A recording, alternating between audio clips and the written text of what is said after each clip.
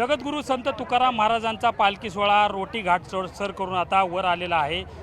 आपण जर पाहिलं तर हा पालखी सोहळा जो आहे तो आता काही विश्रांतीसाठी वासुंदे या ठिकाणी थांबवण्यात आलेला आहे।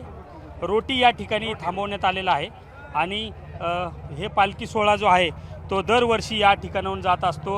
अतिशय खडतर हा प्रवास जो असतो रोटी घाटाचा तो प्रवास या सगळ्यामध्ये केला जातो।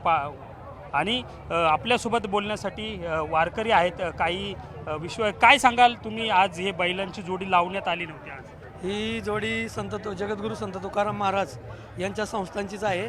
आम्ही फक्त सेवा करण्यासाठी आलेलो आहे। काय काय भावना असती, काय काय मनोभावनेने तुम्ही या सगळा रथ पुढे घेऊन जाता? आमचं एवढंच भाग्य आहे का आम्हाला याची सेवा करायला भेटते आणि आम्हाला एकच चिंता विठ्ठलाची भेट घ्यायची बस। तुमची घाट चढून आल्यानंतर काय कशी पद्धत असते, काय असतं?